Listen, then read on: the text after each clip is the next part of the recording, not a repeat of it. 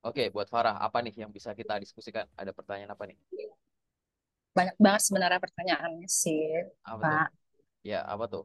Kita mulai Ya satu-satu. seputar karir, terus habis itu cara menggali skill kayak gitu dalam CV mungkin barangkali gitu, Pak. Apa? Pertanyaan pertama, fokus dulu. Pertanyaan pertamamu apa tadi? Hmm. Hmm, soal apa tuh? Seputar soal ini, soal kerjaan sih yang paling Hmm, penting sih. Gimana Karena tuh? kan basicnya sekarang aku masih kerja gitu, Hmm, perusahaan. Cuman aku mau kayak lebih mengeksplor, gitu. Lebih pengen explore tentang bakatnya aku karena to be honest, aku punya banyak keahlian juga itu. Aku kerja di bidang yang beda-beda kayak gitu loh. oke. Oke, jadi gimana caranya kita menemukan gitu ya, kayak passion kita dalam bekerja dengan fakta Ya, bahwa kita sudah memiliki beberapa pengalaman kerja dan kita perform bagus dan itu memang bisa beda-beda sektor atau mungkin beda-beda posisi kayak gitu ya. Gitu. iya Nah, benar. kita untuk ngomong hal ini kita sharing aja nih karena ini sifatnya adalah aku sharing berbagi berdasarkan pengalamanku juga gitu ya. Jadi, kita harus balik ke fundamentalnya dulu. Jadi orang bekerja itu karena tiga hal. Pertama, ada keinginan. Kedua, ada kesempatan. Ketiga, ada kemampuan. Oke, kamu punya kemampuannya. Kamu nanti tinggal nyari kesempatannya, cari loker lain. Nah, keinginan inilah yang nanti harus disusun. Makin bertambahnya usia, makin makin banyaknya pengalaman, kita itu harus makin mengerucut ke satu keahlian. Oke, mungkin kalau dari habis lulus dan lain-lain kita coba eksplor sana sini dalam tanda kutip jadi generalis itu nggak masalah. Tapi Oke. nanti ya by nature sih gitu. Jadi nanti seiring berjalannya waktu dengan kematangan usia kita, dengan banyaknya pengalaman kita, kesempatan-kesempatan yang ada itu membutuhkan kemampuan spesifik. Mungkin pada saat kita habis lulus, pengalaman di CV cuma nulis mampu Microsoft Word, Excel, PowerPoint itu masih bisa ngejual kayak gitu kan, yang standar-standar. Tapi di sini nggak bisa gitu. Bahkan nanti kalau misalkan kamu misalkan sejauh ini pengalamanmu, kamu ngerasa bahwa, oh aku sejauh ini ya masih level staff dan lain-lain gitu kan. Coba kamu challenge dirimu sendiri. Berani nggak masuk ke sisi leadership kayak gitu. Mengeksplor dari sisi strukturalnya kayak gitu. Nah ini kamu harus nanya ini ke dirimu sendiri gitu. Orang punya banyak keahlian kan bukan berarti nggak boleh fokus di satu titik kan kayak gitu. Nah coba bayangkan di antara keahlianmu di berbagai sektor tadi, mana yang akan menjadi senjata utamamu. Orang punya perkakas nggak masalah. Anggap aja tuh semua pengalaman dan keahlianmu tuh perkakas. Tapi kan pasti akan ada Hmm. perkakas yang kamu pegang sebagai andalan dulu. Nah, itu yang kamu fokus di dalamnya. Nanti kemampuan-kemampuan lain itu sebagai penunjang kayak gitu. Walaupun memang nanti seiring berjalannya waktu kan pasti akan ada definisi atau yang beda-beda. Tapi nggak masalah gitu ya. Karena di mindsetmu itu adalah aku harus jadi spesialis di sesuatu gitu. Ya, betul. Ya, bener ya gitu ya. Kamu harus jadi spesialis di sesuatu. Kadang tuh aku nggak ngerti kamu udah pernah ngerasain itu atau belum. Jadi kalau kita ngerasa kayak aku ini bisa, ini bisa, ini bisa, ini bisa. Kadang tuh kita ngerasa challenge-nya kurang kayak gitu. Jadi gara-gara challenge-nya kurang, akhirnya kamu jadi bingung, aku tuh sebenarnya tuh minatnya di mana sih gitu. Nah, nanti Benar. akhirnya ya minatnya kemana gitu kan. Nah, nanti akhirnya kita akan merasa kayak oh, aku nggak apa-apa kok ditempatin dimanapun karena aku dari kemarin ditempatin dimanapun itu survive gitu. Nah, ini mulai mindsetnya yang salah di situ, kayak gitu. Kelihatannya tuh keren kalau misalkan aku tuh bisa banyak hal gitu. Tapi itu sebenarnya malah kamu tuh kayak nggak mengenali diri sendiri. Biasanya kalau lulusan Iya. baru atau fresh grad, mungkin kamu pernah ngerasain gini, nulis misalkan gini, saya berminat untuk bekerja sebagai seorang A, koma, namun tidak menutup kemungkinan untuk posisi lain yang sesuai dengan kualifikasi saya. Seolah-olah tuh kamu tuh mau bilang, aku tuh mau dimanapun bisa loh gitu. Aku tuh mau belajar, iya betul gitu.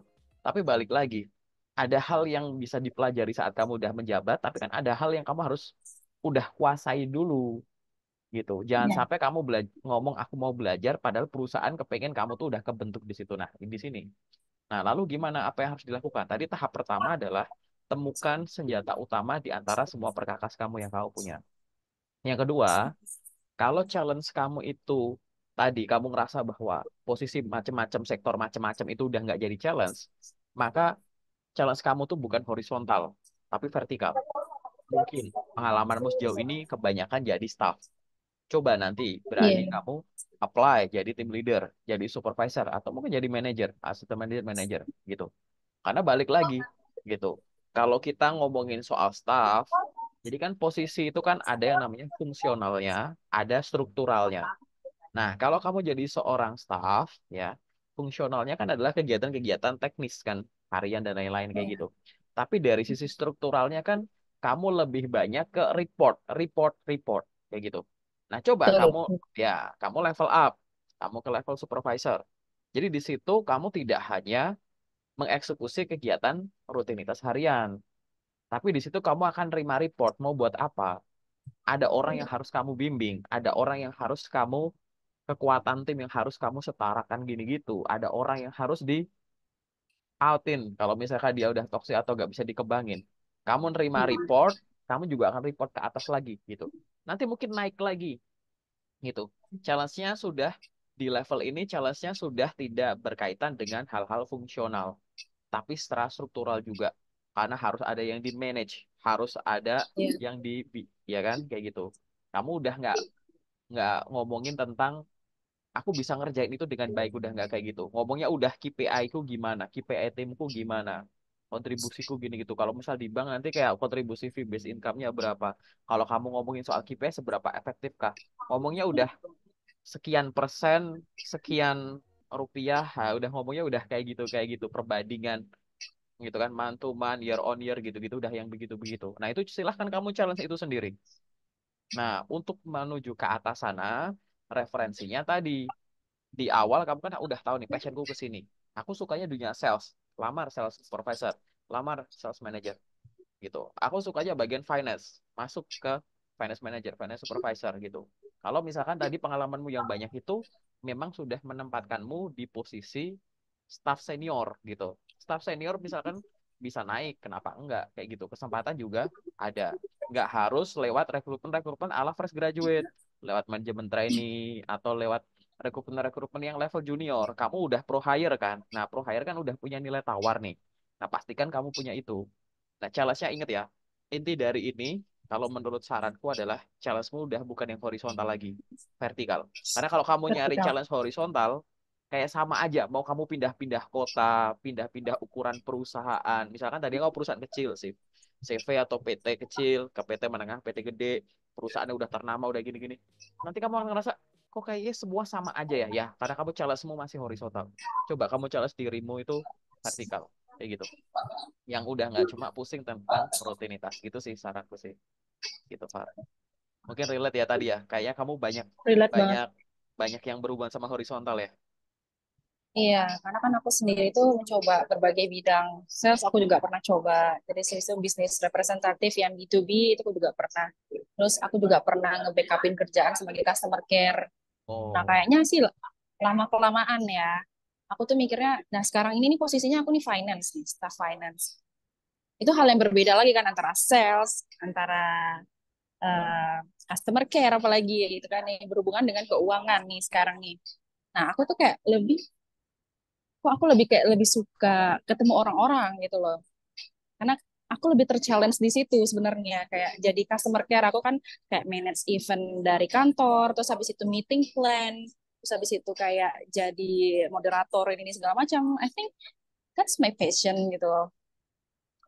Kayaknya ya, passion aku di situ ya, gitu. ya nggak apa-apa. Tadi kalau misalkan tadi kamu coba challenge dirimu sendiri secara vertikal, kan itu kan juga memberikan kamu kesempatan untuk berbicara lebih, berbicara dengan Ya, atasan, berbicara dengan tim kamu, bicara dengan klien, berbicara dengan tim-tim lain dari di departemen lain gitu-gitu. Itu juga bisa. Yang jelas, kalau nanti kamu mau naik ke atas, jadi kalau mau horizontal ini lebih banyak nguasain technical skill. Tapi kalau ya, mau ke atas nih manajerial gitu. Jadi soft skill, mau leadership, teamwork, communication, gitu-gitu. Itu tuh kamu benar-benar yang betul. harus dieksplor banget yang ke arah sana. Apakah horizontalnya teknisnya itu nggak penting? Ya penting, tapi kan udah kamu kuasai. Jadi Ya, horizontalnya teknisnya udah kamu kuasai, baru kamu naik. Biar apa? Biar nanti kalau kamu jadi leader, ngarahinnya itu ya gitu ya. Kamu tahu gitu, bukan kayak orang yang nggak tahu kerjaan masing-masing anggota timmu gitu kan. Itu leading by example karena kamu udah pernah ngelakuin itu. Itu sih. Kalau saranku mungkin ada hal lain yang kamu masih kepikiran nih, apalagi nih? Kayak Atau lebih, ya, pertanyaanku yang selanjutnya adalah gitu. Kalau terkait dengan ini kan kita masih ngomong berkaitan dengan tadi ya secara horizontal kayak gitu kan, kayak gitu. Nah, ya. menurutmu kesempatan-kesempatan yang sejauh ini coba kamu apply gitu ya, ada kendala nggak sih kalau menemukan loker-loker yang untuk level naik gitu? Kalau kendalanya sih kayaknya tuh lebih ke syarat rekrutmennya. Kayak misalnya aku apply sebagai sekretaris kan mereka tuh minimal setidaknya ada sertifikat sekretari gitu. Terus habis itu lulusan sekretaris, terus juga harus ada experience sekian tahun sebagai sekretaris. Sedangkan ini adalah hal yang ingin aku explore kayak gitu loh. Oh, kamu Karena lebih ke sesuatu aku, hal. iya, karena kayak di kerjaan aku yang udah aku jalani sebelumnya itu memang aku bertemu dengan orang-orang gitu-gitu terus habis itu jadi staff finance. Kalau aku meloncat ke sekretari atau PA gitu kan, personal assistant gitu kan, itu kan ya struggle-nya sih di situ gitu. Kayak dari syarat rekrutmennya mereka, kualifikasi yang mereka butuhkan kayak gitu.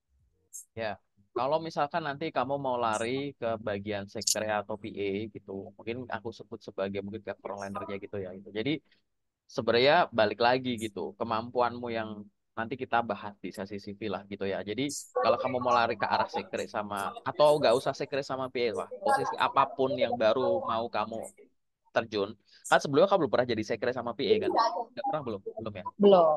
Belum. Nah, kalau kamu belum pernah masuk ke Sekre atau PA, padahal tadi kan kamu punya pengalaman customer care dan lain-lain ya gitu.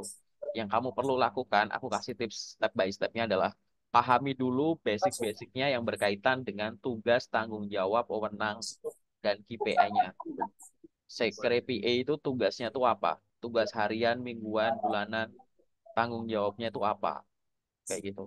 Itu akan beda perusahaan kecil sampai perusahaan gede gitu kan ya. Skill yang harus dimiliki apa? Hard skillnya apa? Soft skillnya apa? Itu basic-basic lah ya. Kayak gitu. Kemudian interaksi dengan orang-orangnya apa? Apa bedanya jadi secretary itu apa? Misalkan owner, director, dan lain-lain itu apa? Gitu-gitu. Terus habis itu kemampuan-kemampuan apa yang harus kamu miliki? Karena ada kemampuan yang harus kamu miliki, pasti akan ada skill khusus yang harus kamu gunakan di situ. Kamu punya Ya. pengalaman yang akhirnya kamu punya kemampuan administrasi yang bagus, cocok buat ke sini, ya kan? Kamu punya kemampuan komunikasi dan persuasi yang bagus, cocok buat masuk ke sini. Mungkin kamu punya kemampuan yang sifatnya itu adalah bahasa gitu. Bahasa asing, oh itu sangat penting bisa ke arah sini, gitu kan? Terus hal-hal yang sifatnya apa? Hal-hal yang sifatnya administratif biasalah gitu. Yang kecil-kecil nyusun ini, nyusun itu. Tapi tetap dari semua itu kita ngomongin zaman, ya kita ada di era globalisasi, era digital. Berarti kamu harus jadi orang yang dalam tanda kutip itu melek teknologi banget kayak gitu. Untuk hal-hal yang kecil-kecil tanpa diremehkan. Misalkan kayak bikin scheduling apa, scheduling ini itu, bahkan kayak scheduling gini online conference gini-gini kan ya gitu dan lain-lain gitu. Itu kamu harus komputer literate lah intinya kayak gitu ya. Melek secara digital dan lain-lain gitu. Yang selanjutnya adalah cari lokernya di tempat-tempat yang efektif. Jadi sekedar aku kasih tahu ya, nyari loker itu jadi gini, loker itu kan ada unsurnya. Jadi ada loker itu di dalamnya itu pasti ada posisi kosong, di dalamnya ada perusahaan, di dalamnya ada orang kan ini gitu. Jadi kamu sejauh ini tuh nyari loker, cari lokernya dulu. Kalau nyari loker udah mentok nih, kayak udah nggak ada loker PA sama secretary lagi. Yang kamu cari adalah perusahaan. Mungkin referensi perusahaanmu sejauh ini tuh kamu tahunya tuh perusahaannya cuma itu-itu aja gitu misalkan. Tapi mungkin di luar sana ada perusahaan-perusahaan yang namanya mungkin kamu belum familiar, padahal terkenal, atau padahal perusahaan ini lagi butuh orang kayak kamu. Coba temukan perusahaan-perusahaan itu dengan kreativitasmu sendiri. Atau yang lain adalah balik lagi, kalau loker secret sama PE habis, nyari explore perusahaan juga habis, kamu yang selanjutnya itu adalah nyari apa? Nyari orang gitu. Biasanya tuh secret itu dia akan bekerja sama dengan siapa sih gitu. Manager, VP, director gitu-gitu. Nah, sekarang kamu approach. Biasanya approach-nya lewat sosmed LinkedIn kalau mau gampang kayak gitu. Kamu berkoneksi lah sama orang-orang yang ada di top manajemen tadi. bangun koneksi, nggak usah takut kalau mau ngobrol sama orang dengan jabatan tinggi. Toh juga kamu di sini kan ingin berelasi secara secara profesional gitu kan ya gitu. Connect, terus habis itu tinggal nanti kalau udah ada momennya, kamu sampaikan maksud gitu. Selamat pagi Bu Faradisa, terima kasih sudah menerima permohonan koneksi saya gitu. Semoga kita bisa berkolaborasi secara profesional. Mohon bimbingan dan arahannya agar suatu saat saya bisa menjadi seperti Anda. Nanti kapan ngechat lagi? Bu Farah, saya sangat mohon arahannya. Saya sangat tertarik untuk dapat bergabung dan bekerja di perusahaan Ibu. Yang mana saya tahu perusahaan Ibu adalah perusahaan terkenal dan terdepan di bidang ini. Saat ini saya tertarik untuk bekerja menjadi seorang staf finance, sekretari maupun PA.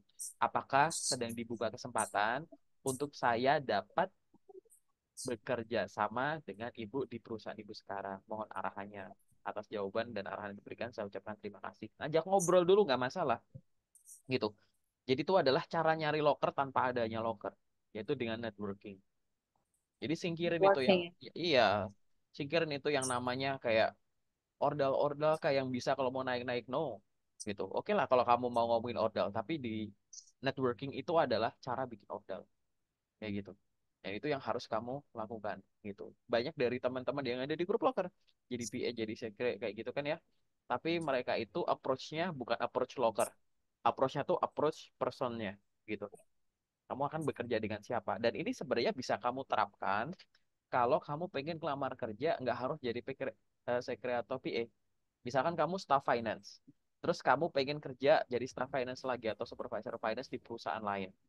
Kamu tinggal cari aja di LinkedIn di kolom pencarian, tulis aja apa. Kamu bayanginnya jangan nyari lokernya, tapi kalau kamu di suatu perusahaan itu akan jadi staff finance, siapa atasanmu? Manager finance. Ya udah, di kolom pencarian tulis aja manager finance gitu. Cari terus filternya people. Di situ akan muncul orang-orang yang sedang jadi manajer finance atau pernah menjadi manajer finance. Connect aja sama mereka. Terus sama kayak tadi, bangun komunikasi yang diawali kamu dulu. Mohon perkenalan diri gitu, secara smooth gitu nanti ya sambil jalannya gitu. Nah, itu pasti akan bisa. Kenapa sih kok aku dari tadi lebih bahas ke bangun koneksi, bukan berfokus sama nyari lokernya saja? Karena setiap orang, setiap job seeker itu bisa memperoleh pekerjaan dengan dua cara. Yang pertama, gara-gara melamar, dia diterima. Yang kedua, gara-gara dia ditawarin. Nah, kalau kamu sibuk cuma ngelamar-ngelamar kerja, kamu tidak memperbaiki aktivitasmu di sosial media, khususnya di LinkedIn, gimana caranya ada orang nawarin sesuatu ke kamu, gitu. Kamu ini hanya akan berfokus sama proses rekrutmen konvensional. Nih, proses rekrutmen konvensional tuh gini. Ini katakanlah tanganku ini yang lagi genggam. Ini adalah perusahaan. Ini ini adalah job seeker. Cara konvensional itu adalah perusahaan ngelempar sesuatu, perusahaan ngelempar loker, ditangkap sama job seeker. Nah, ini konvensional banget. Dari dulu nyari kerja kan gitu ya. Ya, Perusahaan rilis ya. loker, ditangkap sama job seeker. Ini konvensional. Nah, selain kamu mencoba ini, sekarang sebaliknya. Gimana caranya job seeker melempar sesuatu, ditangkap sama perusahaan?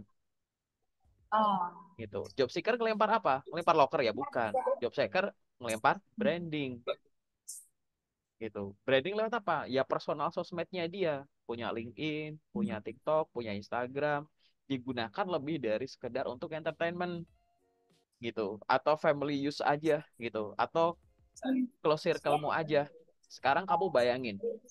Aku punya LinkedIn. Gimana caranya kalau ada orang yang nggak kenal aku, kita belum pernah berkomunikasi, kunjungin akun LinkedIn-ku, mereka akan merasa bahwa aku tuh adalah orang yang cocok untuk bekerja sebagai ini, gitu. Gimana caranya nanti kalau ada orang yang kunjungin YouTube-ku, TikTok-ku, atau Instagram-ku, mereka tuh ngerasa bahwa tuh aku orangnya tuh cocok untuk kerja jadi ini, kayak gitu.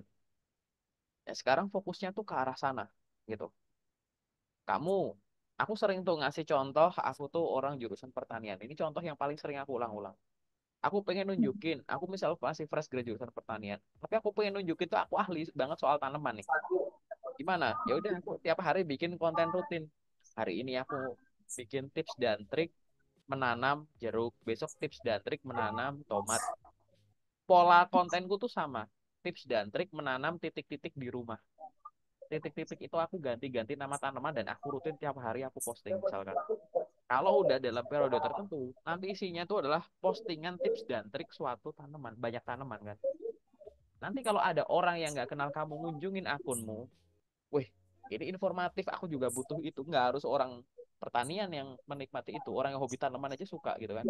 Akan suka. Terus, siapa sih yang ngomong? Dikepoin. Oh iya, sarjana pertanian ya pantas, aku percaya. Nah, saat udah memunculkan trust tadi, orang mulai butuh dengan kontenmu, lama-lama orang butuh dengan kamu. Ingat itu kata-kata ya. Pertama, tarik dulu orang, biar orang tahu ada kamu. Yang kedua, bikin orang butuh kamu. Gitu. Nah, saat orang udah butuh kamu, nanti orang akan beli kamu. Saat orang udah beli kamu, orang akan betah dengan kamu. Ini tuh sebenarnya kan kita orang sales and marketing. Nih ya, urutannya itu adalah marketing, sales, branding. Gitu. Aku juga orang orang sales and marketing juga. Marketing itu tugas utamanya adalah memunculkan rasa butuh ke pasar, gitu. Sales itu tugas utamanya adalah biar mereka tuh beli, gitu. Oke. Yang betah ini tuh adalah bagian branding. Biar nanti tuh kalau yang dibeli terus nanti pengen beli lagi tuh nyarinya tuh kita, nggak beli produk lain. Nah, sales, market, marketing, sales, branding, butuh, beli, betah. Ingetin tuh kuncinya begitu. Marketing, sales, branding, butuh, beli, betah. Nah, yang unik di sini adalah marketing itu adalah kita sebagai staff marketingnya, staff promosinya kita. Kita bikin bukan orang di sini, perusahaan butuh kita. Makanya kita harus melakukan sesuatu. Kamu kan kalau mau ngejual produkmu untuk marketing itu kan kadang pasang ads sana sini, kadang secara organik gimana kan gitu. Nah, itu kamu Ya, logika itu kamu tempelin ke dirimu sendiri. Berarti aku pakai sosmed pribadi, ya aku nyebar konten dong, bahasanya gitu. Hanya untuk memberitahu perusahaan ada orang sehebat saya, ada lagi butuh saya kan gitu. Yang kedua, beli gitu. Tim sales itu mungkin kamu tahu sales ya, mau aktivitasnya ketemu berapa banyak orang gini gitu, nanti yang diukur adalah kamu udah closing berapa gitu. Udah berapa yang bayar booking dan lain-lain. Sama, beli itu artinya ngerekrut kamu gitu. Aktivitas ini tadi bisa dibayangkan ya gitu. Kalau kamu ngirim lamarannya asal gitu, seolah-olah banyak tuh. Tiap hari ngirim lamaran banyak Kak gini ya, tapi nggak ada undangan. Kayak sama aja, berarti marketingmu yang kurang efektif. Bukan ya, bukan kemampuanmu yang nggak bagus ya, marketingmu yang kurang efektif gitu. Itu biar kamu direkrut gitu, sampai direkrut lah gitu. Betah, betah tuh artinya apa? Ya kamu masuk di sana mungkin probation, habis itu jadi tetap atau kamu kontrak-kontrak jadi tetap kayak gitu. Gitu. Nah, betah itu tuh artinya kamu berhasil untuk branding tadi gitu. Memberikan kontribusi kepada perusahaan sambil kamu bertumbuh dan memberikan impact yang bertambah gitu. Staff marketingnya kita, produknya kita gitu. Salesnya juga kita gitu. Buat branding juga kita gitu-gitu. Jadi kita all in di kita gitu. Nah, kita di sini harus direfleksikan dengan apa? Kemampuan kita kan akan ditulis di CV kita dan dokumen pendukung kita. Makanya CV dan dokumen pendukung harus merepresentasikan pengalaman profesional kita, ya kan? Ya, CV dan dokumen ya. pendukung ini nanti kamu duplikat ke LinkedIn-mu, duplikat ke job portal. Mungkin kamu punya website-website perusahaan yang suka apply langsung lewat sana, diduplikat ke sana gitu. Nah, itu yang harus dilakukan ini gitu. Nah, nanti diidentifikasi gitu. Kira-kira yang kamu lakukan di sini biasanya itu kebanyakan kendalanya itu di butuh, beli, atau betah. Nah, kamu nggak bisa ngomongin butuh, beli, betah ini sebelum kamu tuh kayak berdamai dengan dirimu sendiri. Berdamai itu yang mana? Yang tadi, yang aku bilang. Kamu tuh pengen kerja jadi apa? Gitu loh. Gitu. Ada kesempatan, ada keinginan, ada kemampuan yang tadi. Keinginanmu tuh kamu pengen berkarir dengan apa? Karena kalau kamu belum tahu, aku tuh pengen kerja jadi ini, aku pengen ini tuh. Nggak usah ngomongin butuh, beli, betah. Nanti kamu akan terombang-ambing gitu. Kayak, aku mau ini, jangan ini aja. Nanti ada teman, oh dia jadi ini, oke aku ini. Nah gitu. Jadi berubah-berubah gitu. Akhirnya nge-brandingnya tuh bingung dari sisi apanya. gitu. Kita ngomongin tanaman itu sama gitu. Kamu ngomongin tanaman, kita tadi kan dari tadi aku ngomongin tanaman. Kamu tuh harus fokus Iya. fokus sama apanya? Fokus sama kemampuan tips dan trik nanamnya. Ya udah fokus tips dan trik nanam. Kamu mau ngomongin soal ini penyakit tanaman, ya udah berarti kamu nanti hubungan brandingnya berarti nanti ngarah ke obat-obat tanaman, gitu kan? Nah, hal-hal yang semacam itu fokus. Dan ada hal lain yang ingin kamu tanyakan, boleh kita diskusi aja. Aku sih ini jujur eh, Kebayang ya baru tapi ya. baru iya langsung kebayang sih aku gitu loh. Trik dan trik selama ini sih aku memang kayak spray and pray gitu. Oh ya, jangan. Selama itu Jadi kayak spray. ya Ya, jangan jangan itu. Kan kita harus ini aku sering ngomong kayak gini. Mungkin kalau kamu sering nonton videoku ya. Aku sering ngomong gini. Persimpel cara berpikir dan cara gerak gitu. ya. Persimpel cara berpikir dan cara gerak gitu. Sekarang statusnya gimana? Kamu mau apply job? Oh ya sudah. Kamu pengen jadi apa? Identifikasi skill yang dibutuhkan. Apa yang udah kamu bisa dan terbiasa. Pertahankan kalau perlu tingkatkan. Apa yang udah bisa tapi belum terlatih. Padahal dibutuhkan untuk posisi yang lagi kamu incar. Berarti luangkan waktu untuk berlatih ini. Yang ketiga, apa yang kamu belum bisa, belum terbiasa, malah baru tahu. Padahal dibutuhkan untuk profesi-profesi targetmu tadi. Itu juga harus luangin waktu. Sehingga secara simpel, dalam waktu 24 jam kamu, itu harus kamu manage dengan bagus. Nah, 24 jam kamu ini, itu kamu jadi 4, dibagi jadi 4. 4 itu apa? Satu, rutinitas harian yang nggak bisa digeser-geser. Itu pasti ada tuh kegiatan. Yang kedua, adalah kegiatan yang berkaitan dengan apply job, melamar kerja. Yang ketiga, yang berkaitan dengan pengembangan diri. Yang nggak bisa, yang nggak pernah, yang belum lancar. Itu kamu harus luangin waktu untuk itu. Yang keempat adalah Oke. branding tadi. Branding, khususnya aktif di sosmed. Nah, 4 kegiatan ini adalah 4 kegiatan yang harus ada di 24 jam kamu. Itu setiap hari loh, gitu. Walaupun nanti statusnya kamu kayak sekarang nih masih kerja, atau nanti ada teman-teman yang kayak baru lulus, atau kamu ada karir gap dulu gitu loh. Itu 4 hal ini tuh harus dilakukan. Tadi kegiatan yang tidak bisa dipisahkan, nggak bisa dilepas ya. Misalnya kayak kamu waktu tidur gitu ya, waktu me time kamu dan lain-lain kayak gitu. Dua, apply job. Kamu cari tahu. Apply job tuh, jadi caranya tuh kamu punya waktu 24 jam. 24 jam dikurangi semua waktu yang nggak bisa digeser-geser. Berapa? Misal masih ada 12 jam. Nah, 12 jam ini nanti kamu bagi jadi 3. Berapa jam untuk apply job, berapa jam untuk pengembangan diri, berapa jam untuk branding. Dan jam-jamnya ini nggak harus nyatu. Misalkan kamu apply job tuh sejam di pagi, sejam di siang, 2 jam di malam. Boleh? Branding. Misalkan, aku branding cuma bisa malam, 2 jam di malam, misalkan. Gitu. Ya kan? Pokoknya setiap hari itu selalu ada kegiatan baru. Jadi kegiatan baru yang harus. Jadi kalau rutinitas harian nggak perlu aku sebut ya 4 hal tadi. Rutinitas harian itu udah otomatis ada. Tinggal fokus ke 3 hal ini. Harus ada apply job, pengembangan diri, dan branding.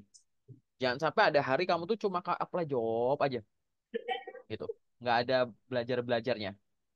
Branding juga nggak ada. Sosmed cuma scroll-scroll nunggu biar ngantuk tidur gitu. Nggak. Atau ada orang yang pengembangan diri terus seharian tuh ikut webinar, habis itu webinar lagi kayak gitu, tapi nggak ada play jobnya, ya percuma gitu. Oke. Atau yang isinya adalah branding branding terus, hari ini tek-tek foto, hari ini bikin desain poster, hari ini mikirin captionnya apa, hari ini posting, hari ini ya nggak gitu gitu. Ya mungkin ya aku udah pernah ya aku singgung dikit gitu. Kalau mau bikin konten, ya udah kamu butuh konten.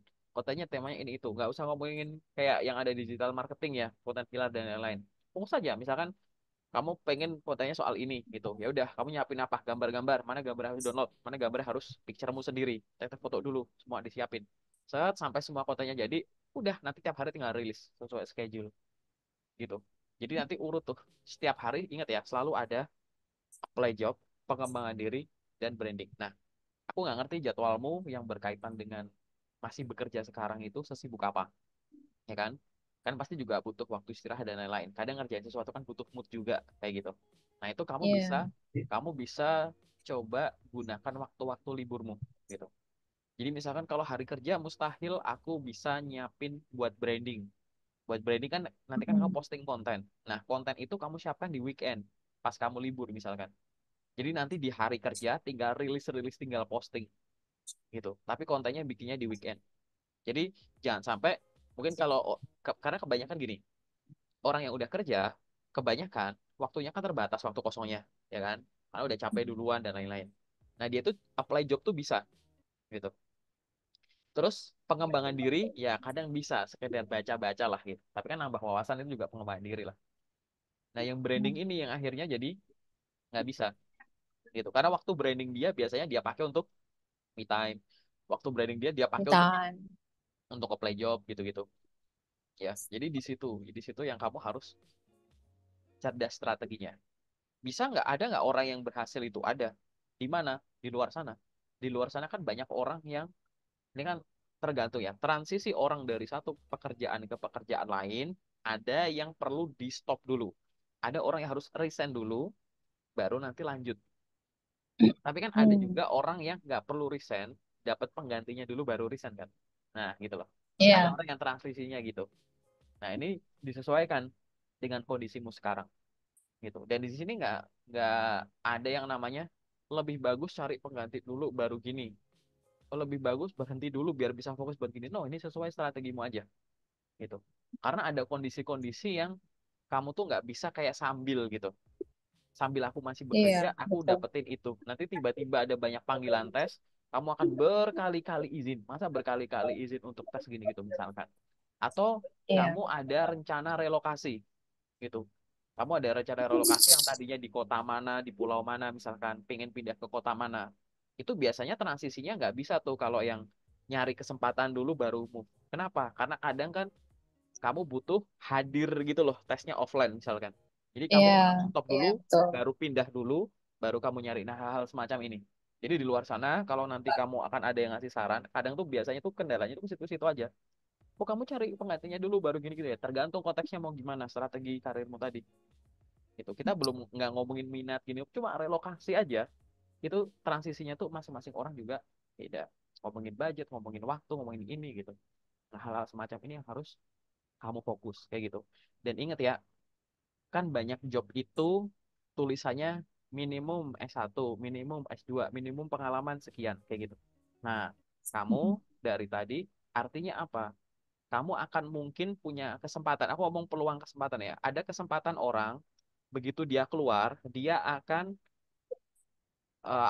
dapat pekerjaan tapi di level yang sama gitu. Kamu staff keluar jadi Hmm. staff lagi gitu. Ada orang yang keluar dia upgrade gitu. Dari staff jadi supervisor jadi manajer gitu. Tapi ada orang yang downgrade gitu. Downgrade itu nggak harus dari supervisor jadi staff itu nggak harus. Mungkin kamu tadinya staff di perusahaan gede jadi staff di perusahaan kecil misalkan kayak gitu. Jadi downgrade-nya tuh macam-macam. Atau downgrade tanggung jawab dan nanti akhirnya jadi downgrade gaji kayak gitu. Atau downgrade-nya tuh downgrade tadi relokasi tempat. Kamu jadi staff di kota besar, perusahaan Hmm. besar, tiba-tiba kamu pindah ke kota kota yang lebih kecil ya dengan tanggung jawab dan benefit yang lebih kecil gitu.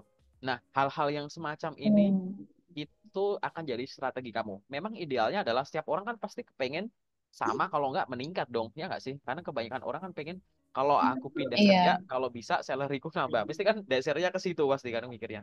Kayak gitu. Aku pengen ada kenaikan salary sekian Iya, persen. Nah, betul. berarti kan ini di sini kamu ngelihat sebagai peluang upgrade kan, kayak gitu. Tapi gitu biar Iya. kamu lebih wise juga, bijaksana juga, jangan meremehkan downgrade. Walaupun downgrade-nya tuh sedikit dalam tanda kutip, misalkan pekerjaannya sama tapi salary-nya turun gitu ya, kayak gitu. Kenapa? Yang kamu lihat itu adalah titik awal. Di luar sana banyak banget yang ada orang startnya tuh tinggi, ada orang startnya rendah, tapi yang startnya tinggi itu tumbuhnya tuh pelan. Tapi ada orang yang startnya lebih rendah, dia tumbuhnya miring banget gini loh. Nah, gitu. Hmm. Gitu, paham ya? Kayak gitu.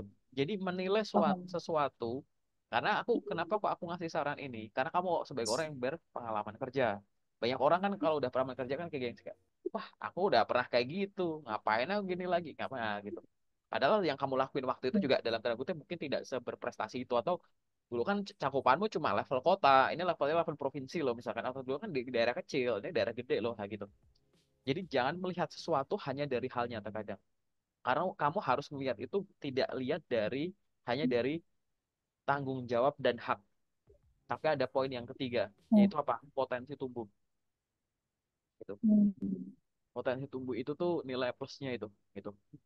Kalau kamu startnya gede, terus stuck di situ, terus yang ini startnya bawah, berprestasi dikit, dapat apresiasi. Prestasi dikit, berapresiasi. Apresiasi.